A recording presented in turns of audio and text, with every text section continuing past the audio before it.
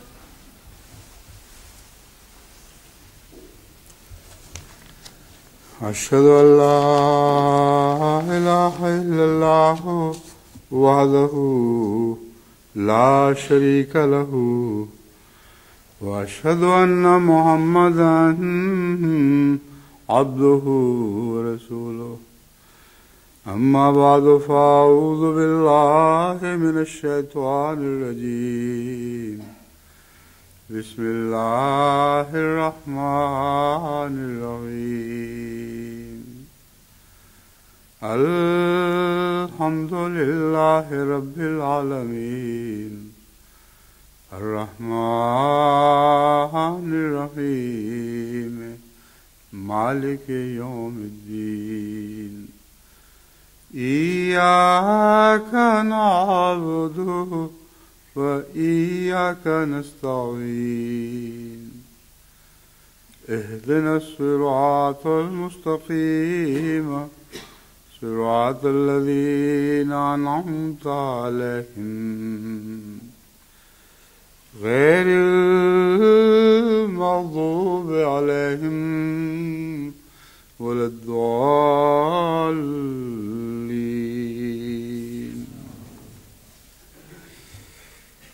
وإذا سألك عبادي عني فإني قريب أجيب دعوة الداع إذا دعاني فليستجيبوا لي وليؤمنوا بي لعلهم يرشدون. البقرہ آیت 187. رمضان مبارک کے تعلق میں جو اس آیت کی میں کوئی تفسیر بیان کر رہا تھا اور احادیث نبوی کی روشنی میں رمضان کی ذمہ داریوں کی طرف توجہ دلا رہا تھا، یہ وہی آیت ہے جس کی اب پھر میں نے تلاوت کی ہے. اور اس آیت کا تعلق اذا سألک عبادی انی فانی قریب سے قریب کا ہمارے مباہلے کے سال کے ساتھ بھی ہے، اور آئندہ بھی یہ آیت جماعت احمدیہ کے حق میں ایک عظیم ستون کا کام دے گی، جس کے سہارے جماعت احمدیہ ہر آفت سے بچے گی انشاءاللہ تعالی، کیونکہ اس میں اللہ تعالیٰ کی طرف سے قریب ہونے کا وعدہ ہے، اور اپنے بندوں سے یہ توقع ہے فلیستجیبوا لی کہ وہ میری باتوں کا بھی جواب ہاں میں دیں، اور جو میں ان سے توقع رکھتا ہوں اس کو پوری کریں. یہ دو مشروط وعدے ہیں. بس جماعت احمدیہ ہمیشہ اگر اس بنیادی آیت کو اپنا اصول بنائے رکھے تو ناممکن ہے کہ اللہ تعالیٰ کی مدد ہم سے کبھی کسی پہلو سے بھی گریزاں ہو جائے، ہمیشہ ہمارے ساتھ رہے گی انشاءاللہ تعالیٰ۔ اور اب خصوصیت سے اس رمضان میں اس کی ضرورت ہے۔ یہ جمعہ جو آج طلوع ہوا ہے یہ ایک خاص اہمیت رکھتا ہے، کیونکہ تمام دنیا کے مولویوں کو جو شرارت میں پیش تھے اور ہیں، ان کو میں نے 10 جنوری 1997 یعنی اس سال، اس سے پچھلے سال کے آغاز میں رمضان مبارک ہی میں یہ چیلنج دیا تھا، اور آج بھی 10 رمضان مبارک ہے، تو فرائیڈے دا 10th بھی دونوں طرح سے پورا اتر رہا ہے۔ یہ اللہ تعالیٰ کی شان ہے، اپنی طرف سے وہ ایسے انتظام فرماتا ہے کہ بعض خوشخبریوں کو اس طرح ترتیب دے دیتا ہے کہ وہ صاف دکھائی دیتا ہے کہ یہ اللہ تعالیٰ کا ہاتھ ہے۔ بس 10 جنوری کو جمعے کے دن جو میں نے چیلنج دیا تھا، آج 10 رمضان مبارک میں وہ سال پورا ہو رہا ہے۔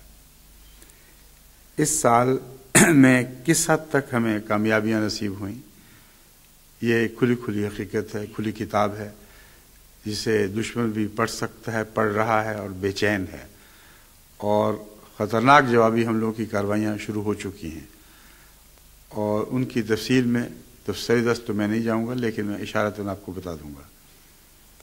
سب سے پہلے میں اپنی عبارت آپ کے سامنے رکھتا ہوں تاکہ یہ علماء جو غلط معنی دیتے ہیں اس کو، مباہلے کو، اور انفرادی مباہلوں کی طرف اور دو بدو مباہلوں کی طرف کھینچ کر لے جانے کی کوشش کرتے ہیں، یہ مباہلہ ہرگز اس قسم کے مباہلوں سے تعلق نہیں رکھتا۔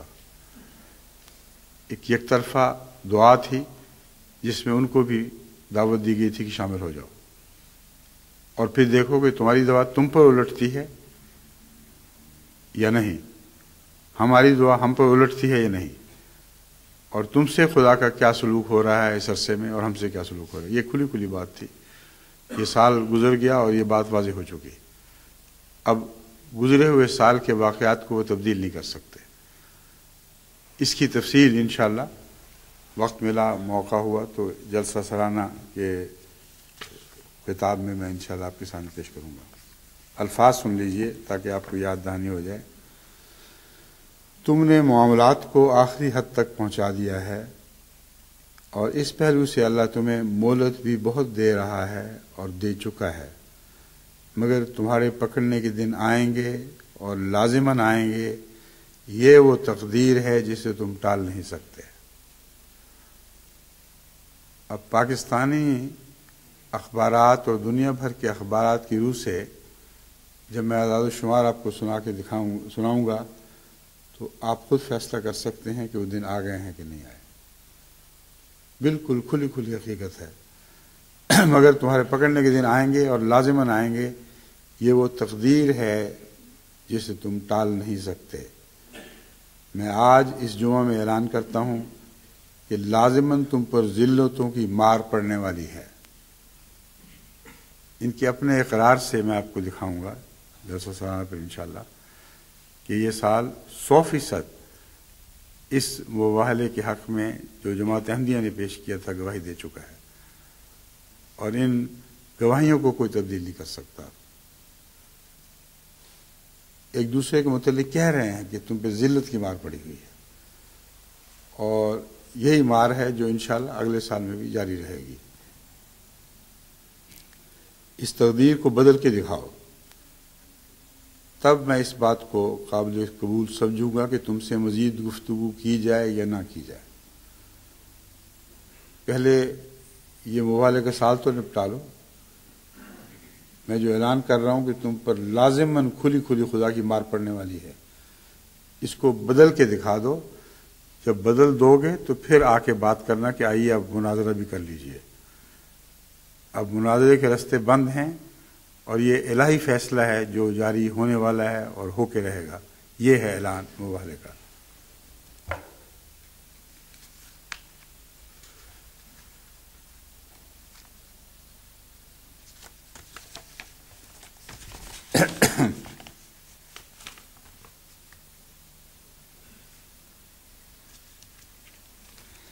جہاں تک جماعت کا تعلق ہے، میں نے جماعت کو یہ نصیحت کی تھی، بس اس جمعے پر میں ایک فیصلہ کن رمضان کی توقع رکھتے ہوئے، یہ گزشتہ سال کا رمضان تھا جس کو میں کہہ رہا ہوں کہ فیصلہ کن رمضان ہے، ایک فیصلہ کن رمضان کی توقع رکھتے ہوئے جماعت احمدیہ کو تاکید کرتا ہوں اس رمضان کو خاص طور پر ان دعاؤں کے لیے وقف کر دیں. اے اللہ، تو ہمارے درمیان فیصلہ فرما کہ تو احکم الحاکمین ہے، تجھ سے بہتر کوئی فیصلہ فرمانے والا نہیں. مجھے یقین ہے کہ جماعت نے اس نصیحت کو پلو سے باندھ دیا اور یہ دعائیں کیں. اگر یہ دعائیں نہ کی ہوتی تو یہ نتیجہ ظاہر نہ ہوتا جو آپ کے سامنے ہے، سب دنیا کے سامنے ہے.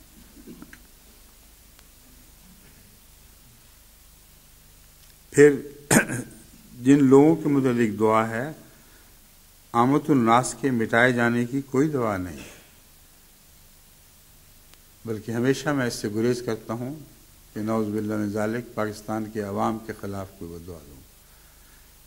لیکن جیسا کہ حضرت مسیح موعود علیہ الصلوۃ والسلام کے ایک الہام سے ظاہر ہے کہ جو ان لوگوں کے اول صف کے لوگ ہیں، ان کے لیڈر ہیں، ان میں سے شریروں کو مٹا دے. تو یہ دعا ہمیشہ جان بوجھ کر مولوی توڑتے مروڑتے اور عوام الناس کو کہتے ہیں تمہارے خلاف بدعا دی، بالکل جھوٹ ہے. نہ میں آپ سے توقع رکھتا ہوں، نہ میں نے کبھی کی. ہماری تو ہر ممکن کوشش یہ ہے کہ پاکستان کے عوام اپنے ملانوں کی ذلت سے بچائے جائیں، اپنے ملانوں کی ذلت کی مار سے بچائے جائیں جو ان پر پڑنی ہے آخر. کیونکہ جس قسم کے رہنما ہوں آخر ان کی قوم علماء کی بد حرکتوں کے نتائج سے بچ نہیں سکتی. یہ وہ سلسلہ ہے جس کے متعلق میں نے یہ بیان کیا تھا.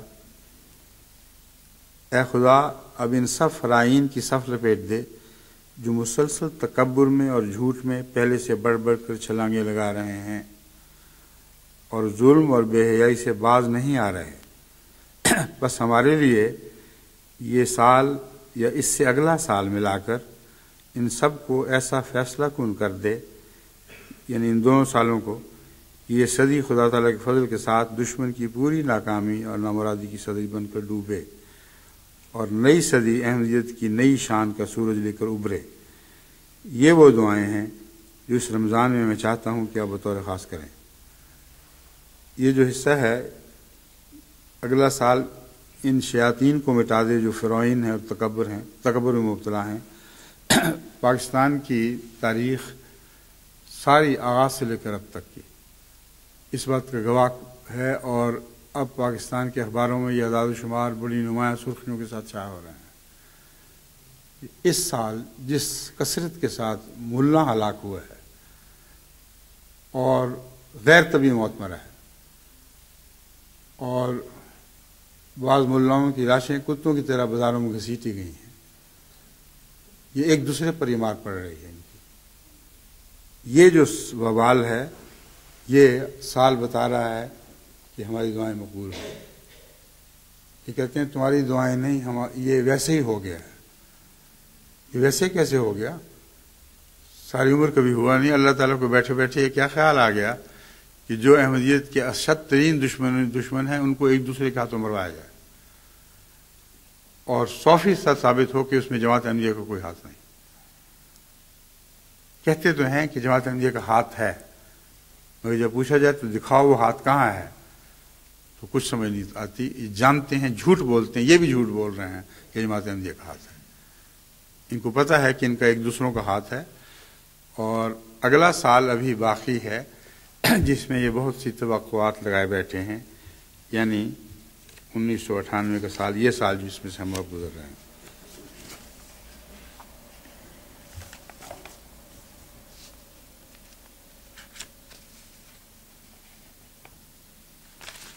اس سال سے متعلق میں صرف اتنا عرض کر دینا چاہتا ہوں کہ یہ سال تو گزر چکا، اس میں جو کچھ انہوں نے کرنا تھا کر دیکھا.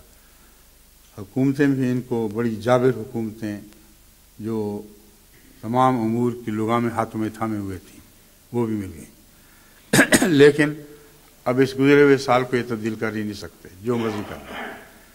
ان کے جو منصوبے تھے وہ جاری تھے، پہلے سے بہت زیادہ شدت کے ساتھ جاری ہیں.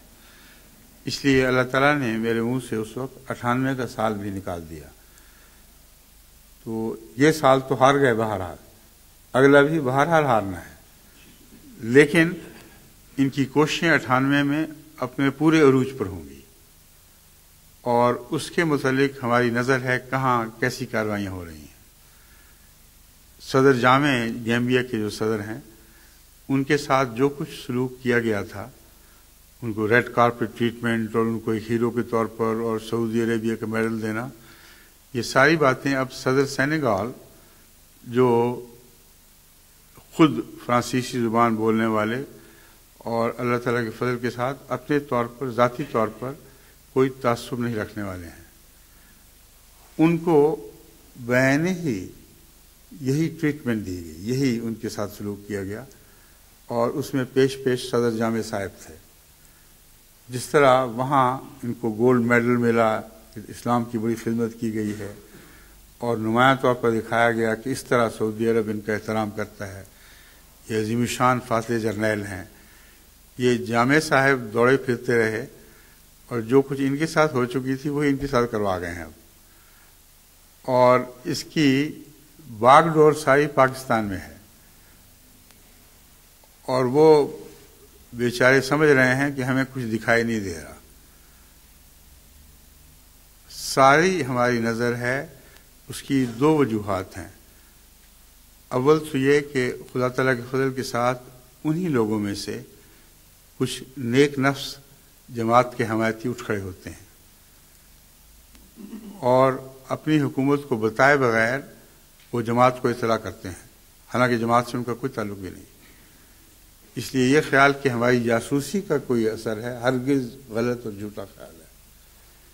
ایک ذرہ بھی ہمیں جاسوسی کی ضرورت نہیں، کیونکہ اللہ ہمارا نگران ہے اور وہی معاملات پر نظر رکھتا اور ہمیں مطلع فرماتا ہے. دوسرا، ان کے اپنے ملانے منہ پھٹ ہیں، وہ برداشت کر ہی نہیں سکتے، انہوں نے ضرور پکڑ تولنے ہیں. اس لیے دو ذریعے ہیں جن سے ہمیں خبریں ملتی ہیں. پہلا ذریعہ ان کے اپنے مقرر کردہ قابل اعتماد حکومت کے کرندے ہیں جن میں ایک بھی احمدی نہیں، ان سے بیٹھ کر جو باتیں کرتے ہیں ان کا دل بولتا ہے کہ جھوٹ اور بکواس ہے، اور وہ اپنے ذرائع سے جس طرح بھی ہو سکے ہمیں خبریں پہنچا دیتے ہیں. اب بتائیں اس میں احمدیوں کی سازش کہاں سے آ گئی؟ اگر سازش ہے تو تم نے اے احمدیت کی مخالفت کرنے والے گروہوں کے سربراہوں، تم نے خود مقرر کیے ہیں یہ آدمی،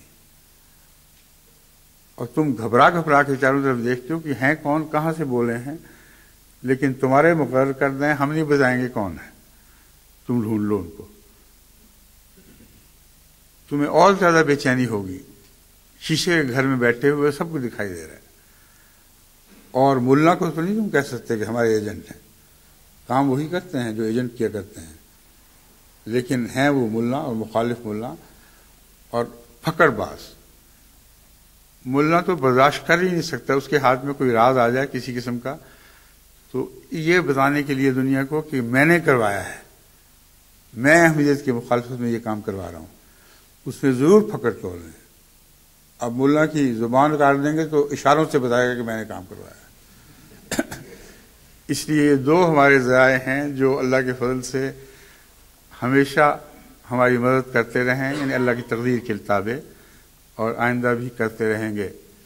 بس جو کچھ ڈاکار میں ہو رہا ہے، کس طرح پاکستان کا ایمبیسڈر اس میں ملوث ہے، کس طرح پاکستان میں ان باتوں کی تنابیں ہیں، کیا مشورے دیے جاتے ہیں، کس طرح صدر جامع کو بتایا جاتا ہے کہ اب تم اور تمہارے نمائندہ بھاگے بھاگے ڈاکار جاؤ اور ڈاکار کو احمدیت کی مخالفت کا اڈا بنا لو.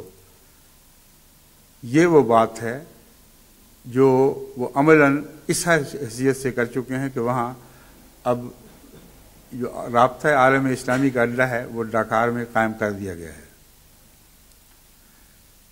کیا نتیجے پیدا ہوں گے اس کے؟ اس سے پہلے رابطہ عالمی اسلامی کے جو کاروائیاں تھیں ان کو اللہ تعالیٰ نے نکبت کی مار دی ہے، ذلت کی مار دی ہے۔ آج بھی یہی تدبیر جاری ہوگی، اور انشاءاللہ تعالیٰ اس سال یعنی 98 کے سال میں، جیسا کہ گزشتہ مواحلے کی دعا میں اللہ نے میرے منہ سے نکلوا دیا تھا کہ 97 کا سال کافی نہیں، 98 کے لیے بھی دعائیں کرو، اس لیے میں امید رکھتا ہوں کہ جماعت احمدیہ اب خدا تعالیٰ کے فضل کے ساتھ 98 کے سال کے لیے بھی اسی طرح دعائیں کرتی رہے گی، اور پہلے سے زیادہ بڑھ کے شدت سے دعائیں کرے گی۔ یہی دعائیں ہیں جو ہمارا سہارا ہیں، اس کے علاوہ ہمارا کوئی سہارا نہیں۔ انہم یکیدون کیدا واکید کیدا ومہل الکافرین امہلہم رویدا۔ اللہ تعالیٰ فرماتا ہے انہم یکیدون کیدا، یہ بڑی تدبیریں کر رہے ہیں، تم یہ نہ خیال کرنا کہ تدبیروں کے بغیر بیٹھے ہوئے ہیں، بڑے پلاٹ بنا رہے ہیں، واکید کیدا، لیکن میں بھی باخبر ہوں، میں بھی جوابی پلاٹ تیار کر رہا ہوں۔ اس میں جو میرے لیے رہنما اصول تھا وہ یہ تھا کہ میں بھی جوابی کارروائی کے لیے ہر ممکن صلاحیت کو استعمال کروں، کیونکہ اس دنیا میں میں اس وقت خدا تعالیٰ کا نمائندہ بن کر اسلام کی خدمت پر مامور ہوں، اور اس پہلو سے جماعت کے خلاف جتنی بھی مکاریاں ہو رہی ہیں ان کا اس دنیا میں جواب دینا میرا فرض ہے، کیونکہ عقید و قیدا جو خدا کی طرف منسوب ہوتا ہے وہ اللہ تعالیٰ کی قید بندوں کے ذریعے جاری کی جاتی ہے۔ عقید و قیدا کا یہ مطلب نہیں کہ میں آسمان پہ کوئی تدبیریں کر رہا ہوں اور وہیں رہیں گی، وہ تدبیریں آسمان سے نیچے اترتی ہیں، اور اللہ جس کو پسند فرماتا ہے اس کو عقل اور شعور بخشتا ہے، اس کو صلاحیتیں دیتا ہے کہ وہ ان تدبیروں کا بھرپور توڑ کرے۔ بس آپ کو اس معاملے میں کسی فکر کی ضرورت نہیں، کہ توڑ کرنا میرا فرض ہے۔ آپ کے لیے میری نمائندگی کا حق تبھی ادا ہوگا اگر میں یہ توڑ ہر ممکن کروں، ہر پہلو سے ہر ذریعے کو استعمال کروں، لیکن یہ یقین رکھتے ہوئے کہ یہ دنیاوی کاروائیاں نہیں بلکہ عقید و قیدا کا جواب ہے۔ جو آسمان پر اللہ تدبیر فرما رہا ہے وہ نیچے اتار رہا ہے، اور اپنے ان بندوں کو جن کو استعمال کرنا چاہتا ہے وہ تدبیریں سمجھاتا ہے، سجھاتا ہے۔ اس لیے بڑی حاضر دماغی کے ساتھ ہر پہلو کی باریکی پر نظر رکھتے ہوئے جتنی بھی تدبیریں ممکن ہو سکتی ہیں اللہ تعالیٰ کے فضل سے ہم کر رہے ہیں، لیکن ان تدبیروں کا فیصلہ آپ کی دعائیں کریں گی۔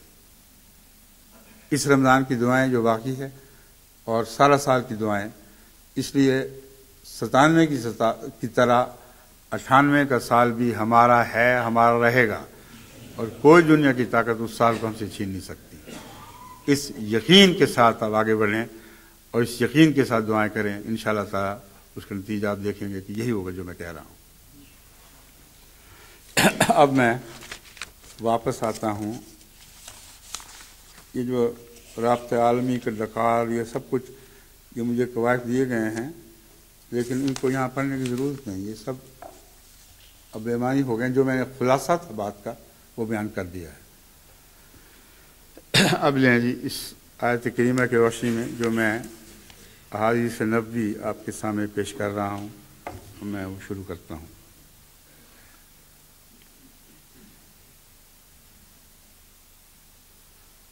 بخاری کتاب الصوم باب من لم یذو قول الزور، حضرت ابو ہریرہ رضی اللہ تعالیٰ عنہ کی روایت ہے، بخاری شریف میں ہے کہ حضرت صلی اللہ علیہ وآلہ وسلم نے فرمایا، جو شخص جھوٹ بولنے اور جھوٹ پر عمل کرنے سے اجتناب نہیں کرتا، اللہ تعالیٰ کو اس کے بھوکا پیاسا رہنے کی کوئی ضرورت نہیں، یعنی اس کا روزہ رکھنا بیکار ہے۔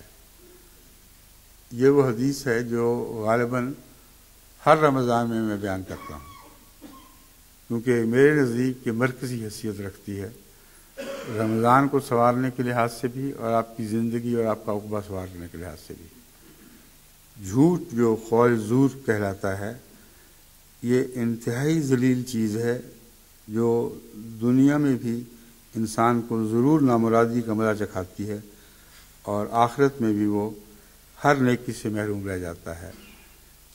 بس صداقت کو اپنائیں اور جھوٹ کو ہر پہلو سے رد کر دیں۔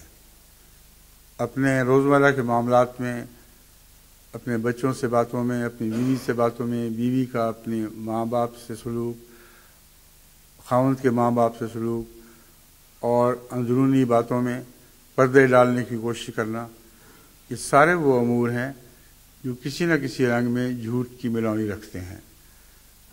اور شاید ہی کوئی گھر ہو، بعض ایسے ہیں جو سمجھتا ہوں کہ اللہ کے فضل سے وہ تقاضے پورے کرتے ہیں، مگر شاید ہی ایسے گھر ہوں، یعنی کم ہوں گے، جن کے متعلق میں 100% یقین سے کہہ سکتا ہوں کہ ان کے معاملات میں جھوٹ کی کوئی بھی ملونی نہیں۔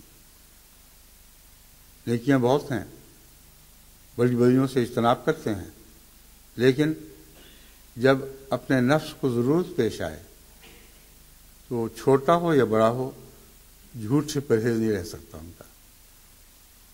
اور یہ جو چیز ہے یہ ان کے تقویٰ کو ننگا کر دیتی ہے۔ جب بھی جھوٹ اپنی مجبوری کے پیش نظر بولا جائے، وہ جھوٹ اصل جھوٹ ہے جو شرک کی طرف مائل کرتا ہے۔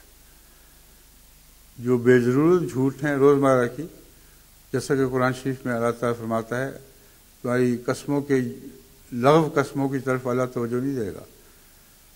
بعض دفعہ چھوٹے چھوٹے جھوٹ بے اختیار منہ سے نکل ہی جاتے ہیں، کچھ زیب داستاں کے لیے، کچھ کسی اور مقصد کے لیے، لیکن ان میں اپنے نفس کو یا اپنے ساتھیوں کو بچانا مقصود نہیں ہوتا۔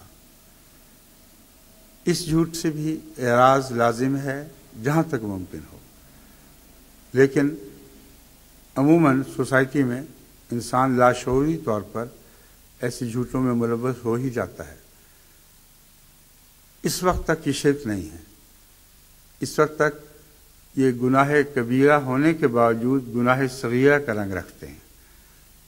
یعنی جھوٹ تو کبیرہ گناہ ہے، لیکن بالارادہ نہیں بولا جا رہا، کسی کو دھوکہ دینے کی خاطر نہیں بولا جا رہا، اپنے جھوٹے مقاصد حاصل کرنے کی خاطر نہیں بولا جا رہا۔ اس پہلو سے ایسا جھوٹ عملاً صغیرہ رہتا ہے اور جھوٹی قسموں والی بات کے تابع اللہ تعالیٰ اس سے درگزر فرما دیتا ہے۔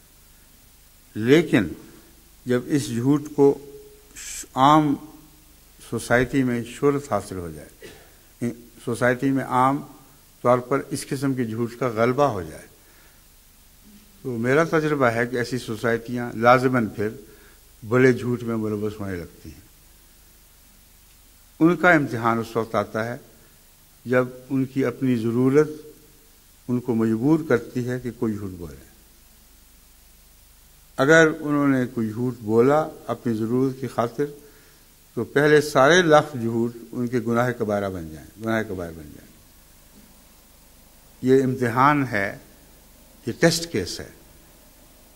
ایسا شخص اگر اس وقت رک جائے جب اس کے مفادات اس سے تقاضا کریں کہ تم ضرور جھوٹ بولو، اور کوڑی کی پرواہ نہ کرے کہ اس کی ذات کے ساتھ کیا ہوتا ہے، ایسی صورت میں اس کے سارے جھوٹ لغویات میں سے ہوں گے جن سے مواخذہ نہیں کیا جائے گا۔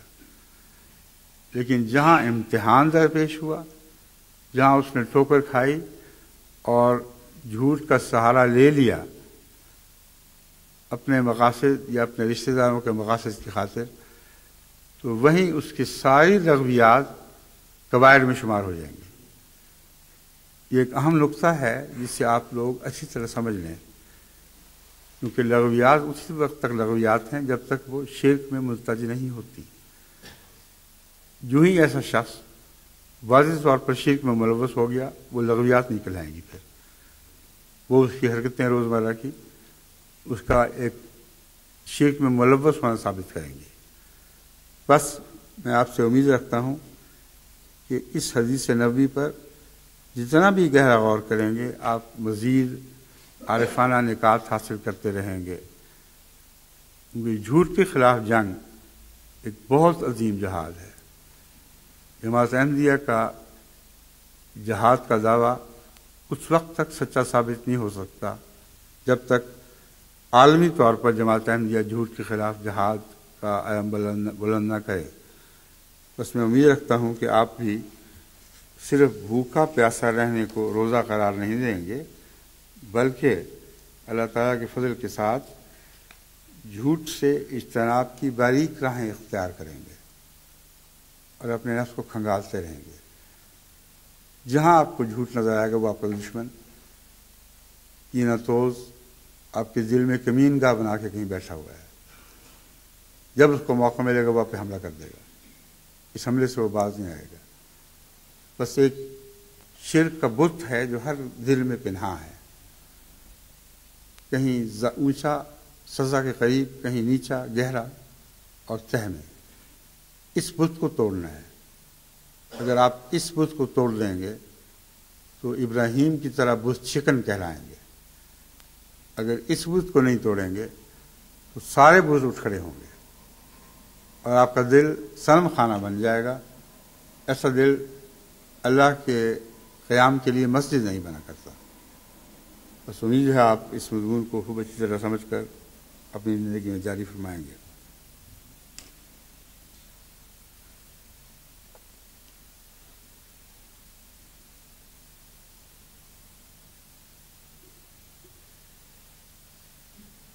صحیح مسلم کی ایک حدیث ہے، حضرت جابر سے روایت ہے کہ ایک شخص نے حضرت صلی اللہ علیہ وسلم سے پوچھا کہ اگر میں فرض نمازیں ادا کروں اور رمضان کے روزے رکھوں اور حلال کو حلال اور حرام کو حرام گردانوں اور اس سے زائد کوئی عمل نہ کروں تو کیا میں جنت میں داخل ہو سکوں گا؟ حضرت صلی اللہ علیہ وسلم نے فرمایا ہاں۔ اس شخص نے کہا خدا کی قسم میں ان کاموں سے زائد کچھ نہیں کروں گا۔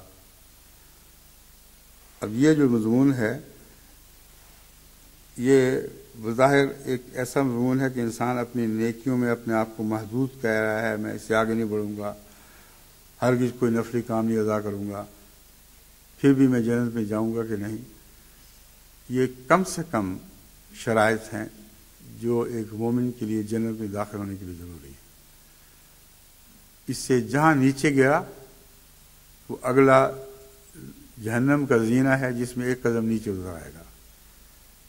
لیکن ان بنیادی شرائط کو اگر وہ پورا کرتا ہے تو وہ جنتی ہے۔ لیکن یہ شرائط کوئی معمولی نہیں ہے اور نوافل ان کی حفاظت کرتے ہیں۔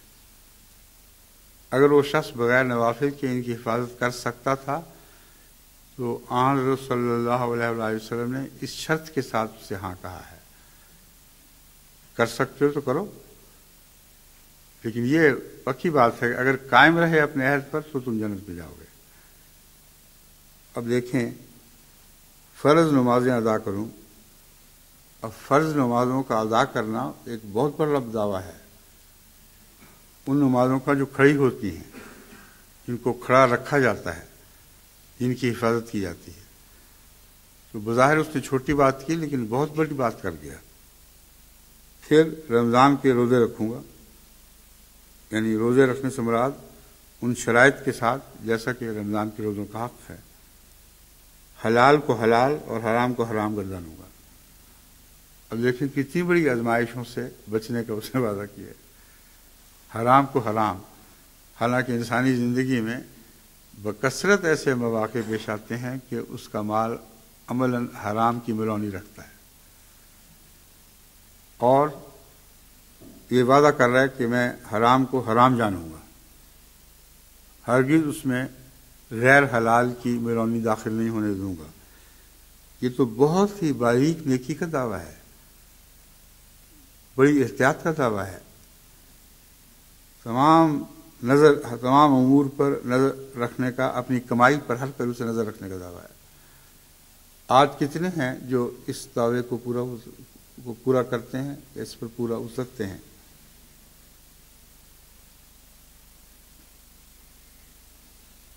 اس سے زائد کوئی عمل نہ کروں گا۔ کتنے ہیں جو اس سے زائد عمل کرتے ہیں؟ آپ میں سے جو روزہ دار ہیں مجھے نہ بتائیں، اپنے گھر جا کے سوچیں، کیا حرام کو حرام سمجھنے کے ہر پہلو پر ان کی رضا ہے؟ پھر بھی جنت کے ہم امیدوار بنے بیٹھے ہیں، اور اللہ کا فضل یقیناً اگر ہم شامل حال ہو تو ہمیں جنت میں داخل فرمائے گا۔ لیکن ان کمزوریوں کے باوجود جو حلال کو حلال نہ سمجھنے کی کمزوریاں ہیں اور حرام کو حرام نہ سمجھنے کی کمزوریاں ہیں، اس لیے یاد رکھیں کہ یہ حدیث بہت بڑا تقاضا کر رہی ہے، دینی عمل کو آسان نہیں بنا رہی۔ لوگ سمجھتے ہیں چھٹی ہو گئی، بنیادی باتیں سب پوری کر لیں۔ بنیادی باتیں پوری کریں گے تب پتہ چلے گا کہ چھٹی کوئی نہیں ہوئی تھی اور سفر کا آغاز ہوا ہے۔ بس اللہ نے امید ہے کہ رسول اللہ صلی اللہ علیہ وسلم نے چونکہ فرمایا کہ ہاں، اس لیے امید ہے کہ اللہ تعالیٰ نے اس کو یہ توفیق عطا فرمائی ہوگی۔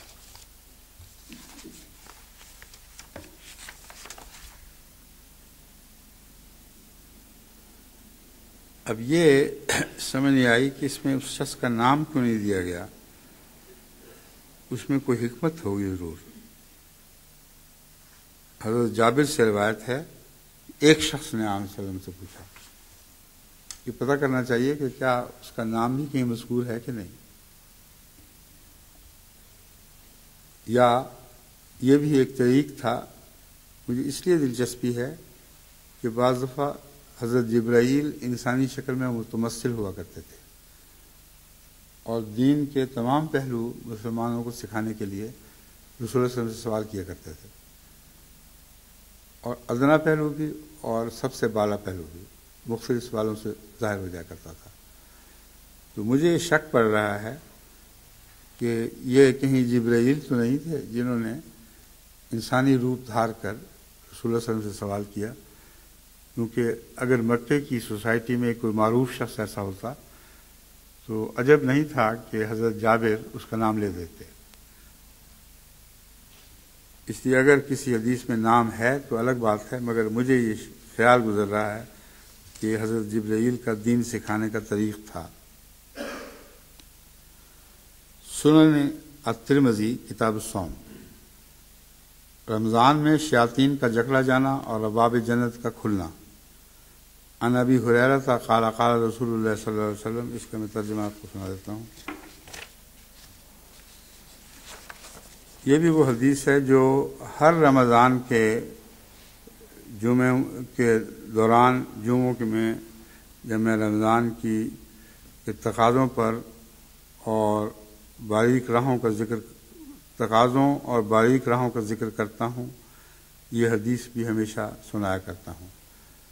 اب بھی میں اس کو پھر سناؤں گا۔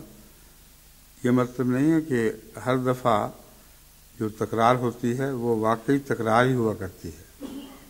ہر دفعہ جو تکرار ہوتی ہے اس میں اللہ تعالیٰ کوئی نئے مضمون بھی سجھا دیتا ہے جو پہلے نہیں بیان کیے جاتے، اور ایسی تکرار جو بنیادی نیک باتوں کی تکرار ہو، اس سے اللہ تعالیٰ نے منع نہیں فرمایا بلکہ اس کی ہدایت فرمائی ہے۔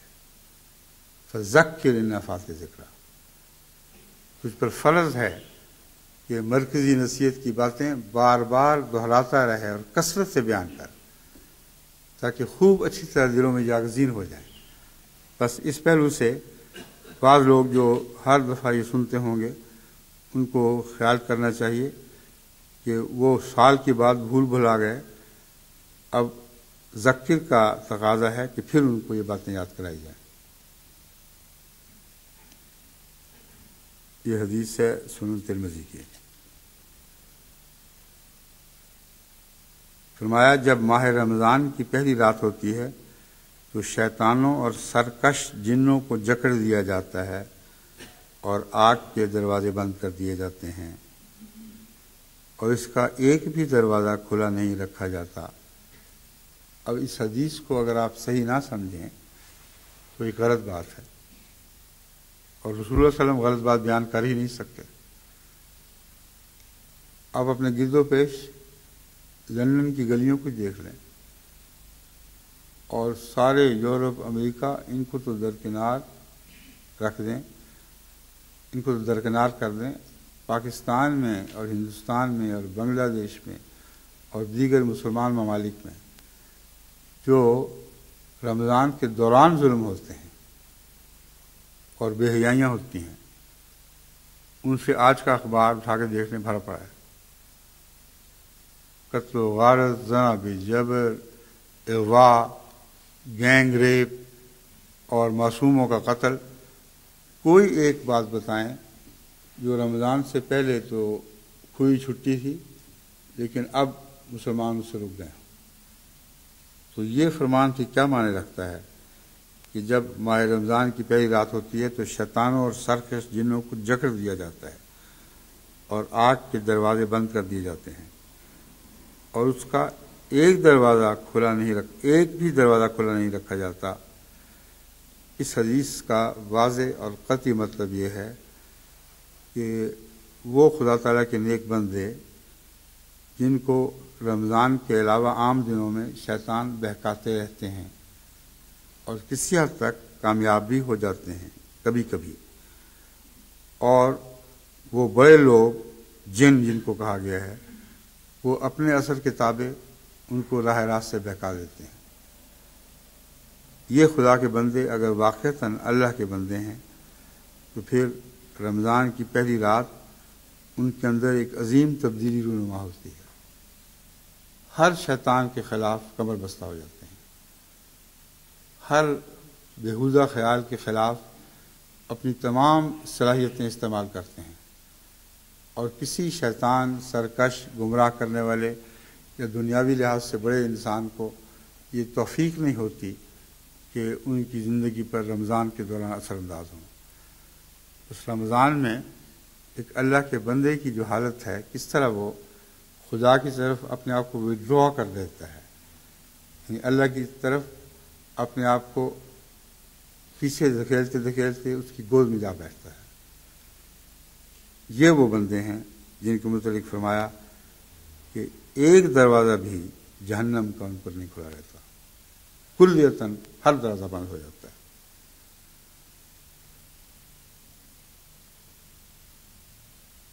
اور منادی اعلان کرتا ہے کہ اے خیر کے طالب آگے بڑھ، اور اے شر کے خواہاں رک جا، اور جو آگ سے آزاد کیے جاتے ہیں وہ اللہ کے بندے ہوتے ہیں، اور ایسا ہر رات ہوتا ہے۔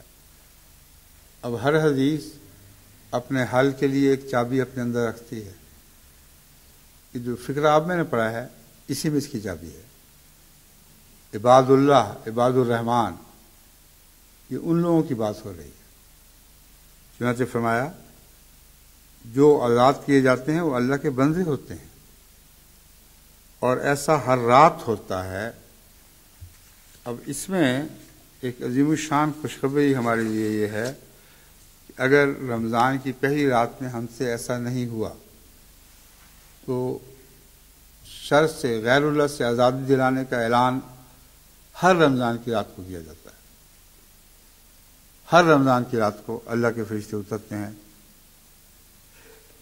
اور یہ اعلان عام کرتے ہیں کہ اے وہ لوگو جو اب بھی اللہ کے بندے بننا چاہتے ہو، اب بھی شیطان کی شر سے، اس کی زنجیروں سے آزاد ہونا چاہتے ہو، تو آ جاؤ۔ اگر آج بھی تم اللہ کے بندے بننے کا فیصلہ کرو گے تو آج کی رات تمہاری آزادی کی رات ہوگی۔ یہ حدیث ہے جو نہایت ہی اہمیت رکھتی ہے رمضان کے دوران اور رمضان کی راتوں میں غور کے لیے۔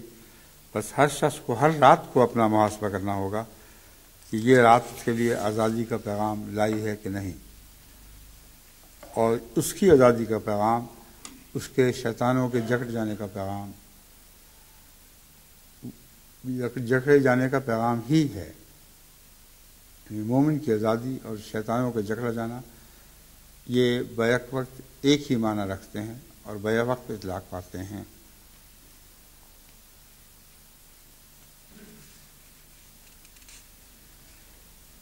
اب یہ حدیث بھی وہی ہے، ایسی حدیث ہے جس کا ہر سال رمضان مبارک کے خطبوں میں ذکر ہوتا ہے، لیکن تمام باتیں حضرت صلی اللہ علیہ وآلہ وسلم کی باتیں ہیں، اور ہر بات ایک نیا مزہ رکھتی ہے، نئی شان رکھتی ہے، اور رمضان کی برکات کو سمجھنے میں اور جن چیزوں سے پرہیز لازم ہے ان کو سمجھنے میں بہت مددگار ثابت ہوتی ہیں۔ ان حدیثوں میں سے ایک یہ بھی ہے۔ حضرت ابو ہریرہ بیان کرتے ہیں کہ حضرت صلی اللہ علیہ وسلم نے فرمایا، اللہ تعالیٰ فرماتا ہے انسان کے سب کام اس کے اپنے لیے ہیں مگر روزہ میرے لیے ہے، اور میں خود اس کی جزا ہوں گا، یعنی اس نیکی کا بدلہ میں اسے اپنا بدلے میں اسے اپنا دیدار نصیب کروں گا۔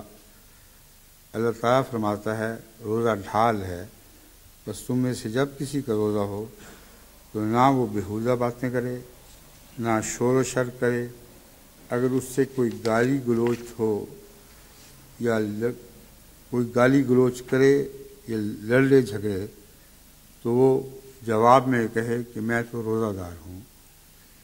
قسم ہے اس ذات کی جس کے قبضہ قدرت میں، اللہ کی شان، محمد رسول اللہ کی قسم دیکھیں کیسی شاندار قسم ہے۔ قسم ہے اس ذات کی جس کے قبضہ قدرت میں محمد کی جان ہے۔ اس سے بڑی قسم مومن بندے اپنے حق میں سوچ بھی نہیں سکتے۔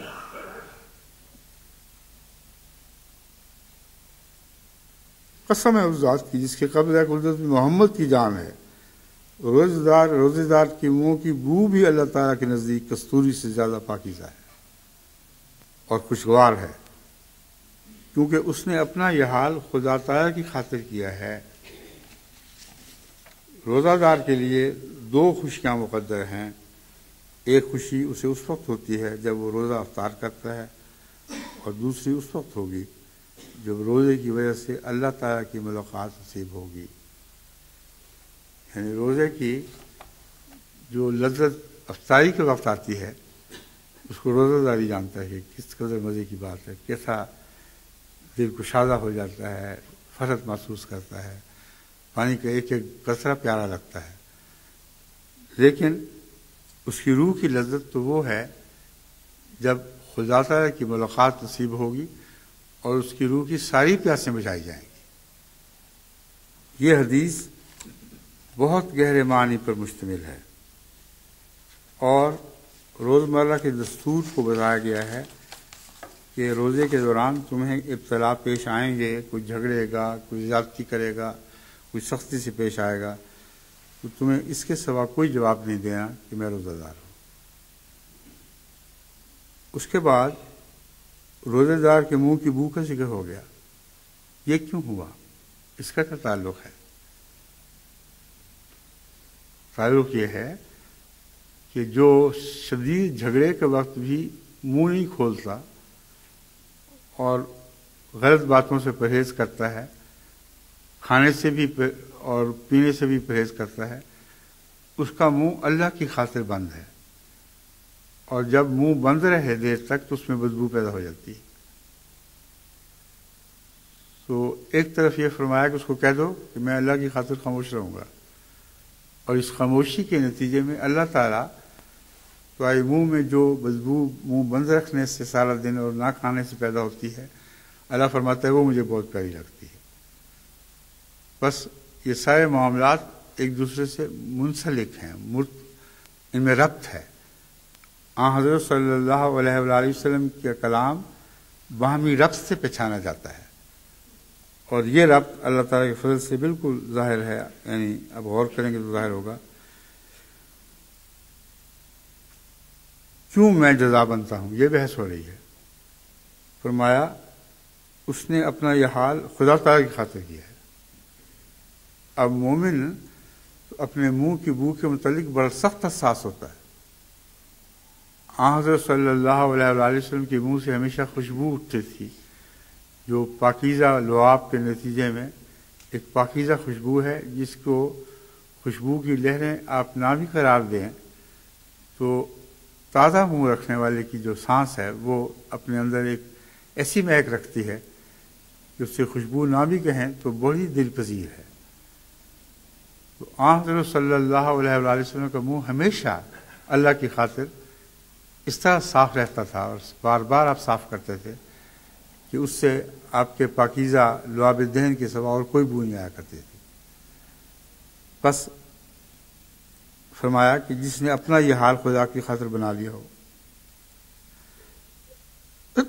اس سے مجھے لگتا ہے بلکہ یقین ہے کہ رسول اللہ صلی اللہ علیہ وسلم اپنی طرف اشارہ کر رہے ہیں کہ میں کتنا پاکیزہ ہوں، میرے منہ میں بھی شاید اس روزہ رکھنے کے نتیجے میں وہ ہلکی سی بو داخل ہو چکی ہو جس سے میں کتنا پرہیز کرتا ہوں، کتنا دور بھاگتا ہوں۔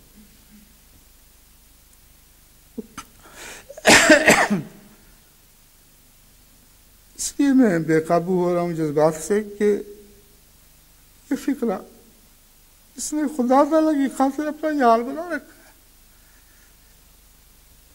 یہ فکرہ حضرت محمد رسول اللہ صلی اللہ علیہ وسلم کی یاد کو دل میں تازہ کرتا ہے اور کھول کے اس روزہ دار کو سامنے لے آتا ہے جس کے مقدر میں وہ دو خوشیاں ہیں۔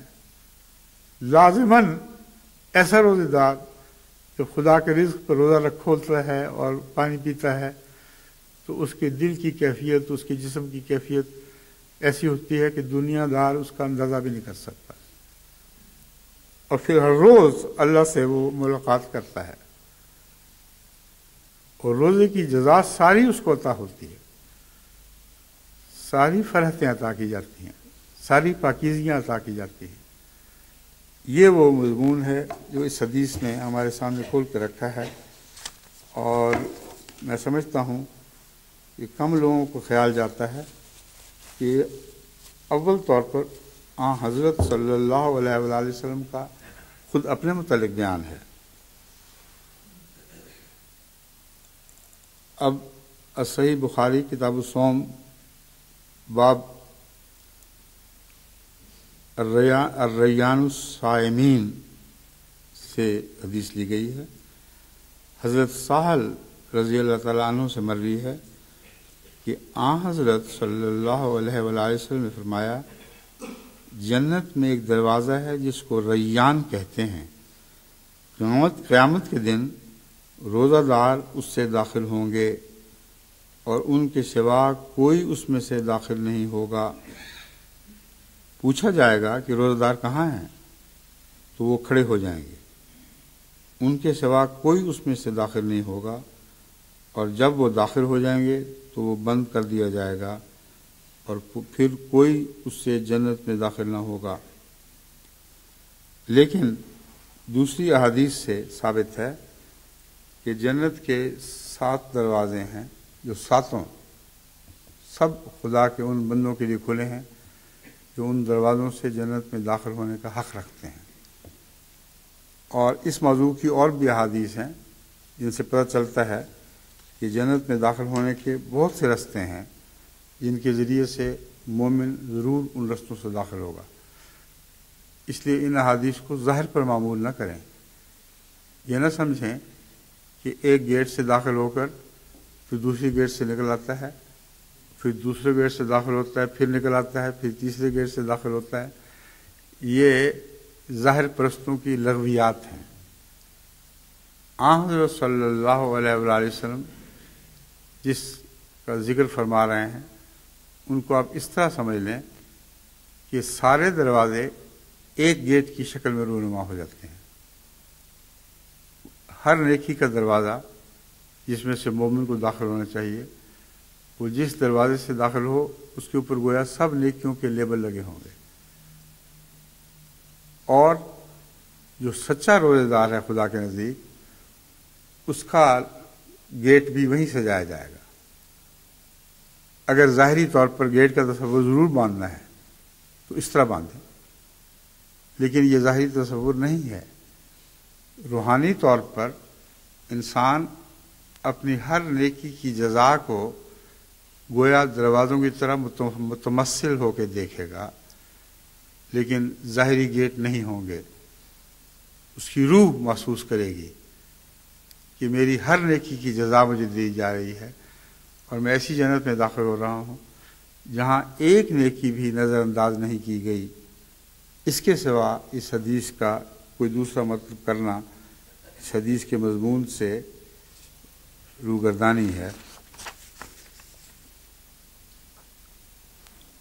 اب بعض لوگوں کے لیے شاید روزے کا ایک فائدہ ایسا دکھائی دے کہ اس پہ وہ ضرور لپکیں، کیونکہ یہ انسانی فطرت ہے۔ انسان کوشش کرتا ہے کہ میرے مال میں برکت پڑے، اور اس برکت کی خاطر دیکھیں وہ کتنی بے برکتیاں حاصل کر لیتا ہے۔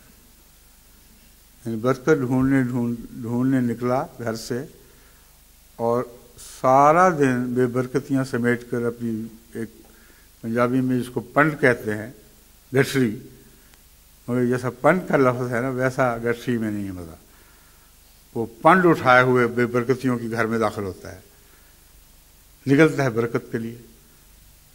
لیکن حضرت صلی اللہ علیہ وسلم فرماتے ہیں کہ روزے میں ایک یہ بھی فائدہ ہے کہ تمہارے اموال میں برکت دے گا۔ یہ کیسے ہوگا اللہ بہتر جانتا ہے، مگر رسول اللہ علیہ وسلم کے الفاظ میں آپ کے سامنے پڑھ کے سنا دیتا ہوں۔ سہل بن معاذ اپنے والد سے روایت کرتے ہیں کہ رسول اللہ صلی اللہ علیہ وسلم نے فرمایا، نماز، روزہ اور ذکر کرنا اللہ تعالیٰ کے راستے میں خرچ کیے گئے مال کو 700 گنا بڑھا دیتا ہے۔ اب یہ 700 گنا کا محاورہ یہ چلتا ہے، اور اس کی بنیاد قرآن کریم میں بھی ہے، اور ویسے بھی 700 گنا کا لفظ کثرت اموال کی طرف اشارہ کرتا ہے۔ یہاں جو طریقہ کار ہے وہ غور سے سننے والا ہے۔ کس کے مال میں روزہ برکت ڈالے گا؟ کس مال میں روزہ برکت ڈالے گا؟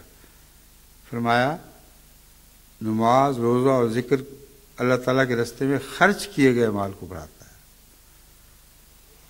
یعنی یہ نہیں کہ آپ نے دنیا میں کوئی تجارت کرنی ہے تو اس میں برکت پڑ رہی ہے، خدا کی راہ میں جو مال خرچ کریں گے اس مال میں برکت پڑے گی، اور اس طرح روزے دار کے اعمال بڑھیں گے۔ اور یہ ہمارا مشاہدہ ہے کہ یہ وعدہ اخروی وعدہ نہیں، یا محض اخروی وعدہ نہیں، اس دنیا میں بھی ایسا ہی ہوتا ہے کہ اللہ تعالیٰ کے فضل سے جو لوگ خدا کی راہ میں خرچ کرتے ہیں ان کے اموال میں مرنے کے بعد نہیں بلکہ اس دنیا میں بھی لازماً برکت پڑتی ہے۔ لیکن یہ تجارت اور تجارت ہے، یہ اس قرض حسنہ سے تعلق رکھنے والی تجارت ہے جس کا مضمون میں نے پہلے بیان کیا ہے۔ بس آپ خدا کی راہ میں خرچ کرنے سے ڈرے نہیں، اور رمضان کے مہینے میں رسول اللہ صلی اللہ علیہ وسلم خدا کی راہ میں خرچ کرنے میں بہت زیادہ تیز ہواؤں سے بھی بڑھ کر تیز ہو جایا کرتے تھے۔ یوں بیان کیا گیا ہے کہ گویا عام ہوائیں جو چلتی ہیں نرم رو، وہ جھکڑ میں تبدیل ہو جائے، اور بڑی زور سے تیزی کے ساتھ ان میں ایک ایسا، اس کو کہتے ہیں دنیا کی زبان میں تو وہ خطرناک لفظ ہے، اس کو چھوڑ ہی دینا چاہیے، مگر نیکیوں میں تیزی یوں محسوس ہو جیسے آپ آج کل ہواؤں میں دیکھ رہے ہیں۔ عام ہوا چل رہی ہے، بڑی اچھی تیز چل رہی ہے، بعض بار اتنے زور سے چلتی ہے کہ آپ کو دھکا پڑتا ہے پیچھے سے۔ تو یہ وہ دھکے والی ہوائیں ہیں جو خدا کی راہ میں خرچ کرنے کا اسلوب سکھاتی ہیں۔ یعنی رمضان میں اس طرح خرچ کرو جیسے تمہارے اندر وہ جھکڑ چل پڑے، اور تم خدا کی خاطر خرچ کرتے ہوئے گویا دھکے کھاتے کھاتے آگے بڑھ رہے ہو۔ یہ وہ مضمون ہے جس کے متعلق فرماتے ہیں رسول اللہ صلی اللہ علیہ وسلم فرماتے ہیں کہ ایسا کرو گے تو یاد رکھو تمہارے اموال میں بہت برکت پڑے گی۔ اب اس کے ساتھ وقت ختم ہو رہا ہے،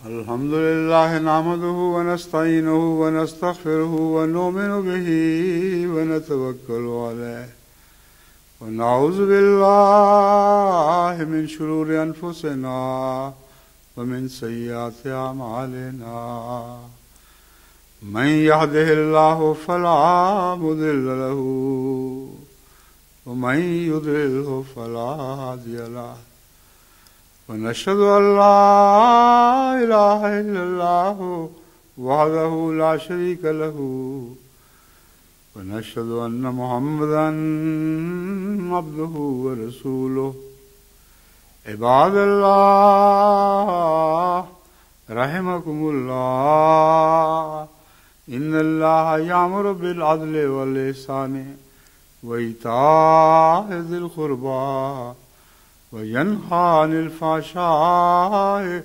والمنكر والبغي يعظكم لعلكم تذكرون اذكروا الله يذكركم وادعوه يستجب لكم ولذكر الله أكبر